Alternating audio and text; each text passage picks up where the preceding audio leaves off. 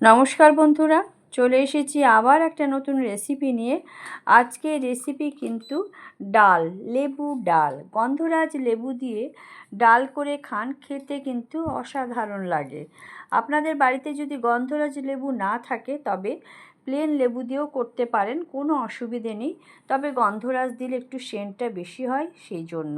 তো প্রথমেই দেখুন ডালগুলোকে নিয়ে নিয়েছি একদম কুকারে। আমি অল্প একটু সিটি দিয়ে নেব, মানে সিটিটা পড়বে না এরকম মতন, কারণ হাতে আমার একদম সময় নেই, সেই জন্য।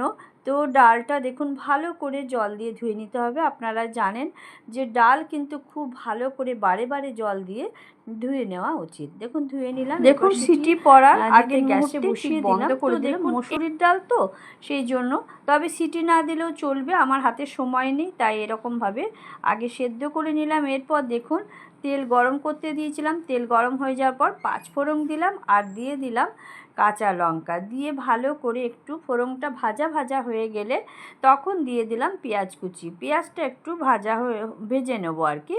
তো ভাজা হয়ে গেলে একটু টমেটো কুচিও দিয়ে দেবো। দেখুন একটু ভাজা হয়ে যাচ্ছে, অল্প একটু ফ্রাই করে নিতে হয়, তাহলে খেতে বেশ ভালো লাগে। পেঁয়াজগুলো ভাজা ভাজা ভালো লাগে খেতে। তো দিয়ে দিলাম এরপর টমেটোটা দিয়ে আবার নাড়াচাড়া করছি। টমেটোটা নাড়াচাড়া করার পর দিয়ে দিলাম পরিমাণ মতো নুন, কারণ টমেটোগুলো খুব তাড়াতাড়ি কিন্তু নরম হয়ে যাবে, সেই জন্য। দিয়ে দিলাম পরিমাণ মতন হলুদটা দিয়ে আবার দেখুন ভালো করে নাড়াচাড়া করে নিচ্ছি।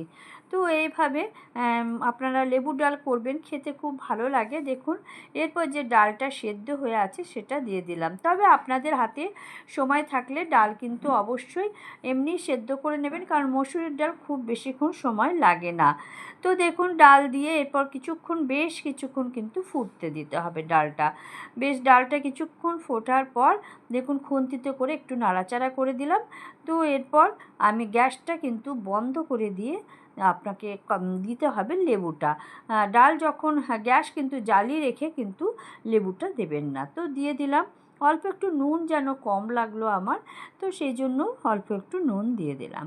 দিয়ে দেখুন বুঝতেই পাচ্ছেন বেশ কিছুক্ষণ ধরে কিন্তু ডাল ফোটা হয়ে গেছে। ডালটা দেখুন বন্ধও করে দিলাম। এরপর দিয়ে দিলাম কাঁচা লঙ্কাগুলো মাঝখান থেকে চিড়ে দিয়ে দিলাম, এতে কাঁচা লঙ্কার সুন্দর একটা সেন্ট বেরোবে।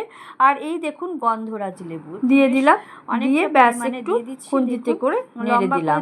এরপর কিন্তু কিছুক্ষণের জন্য বেশ 10-15 মিনিটের মতন লেবু দিয়ে এটা ঢাকা দিয়ে রেখে দিতে হবে। ব্যাস গরম গরম ভাতের সাথে সার্ভ করে দেখুন, অসাধারণ লাগে কিন্তু খেতে।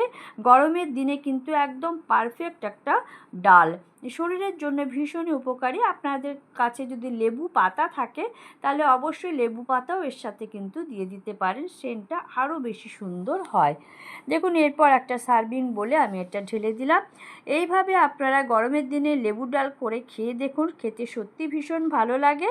আর গন্ধরাজ লেবু হলে তো কোনো কথাই নেই, পুরো ডালটাই কিন্তু সুন্দর একটা সেন্ট বেরোয়।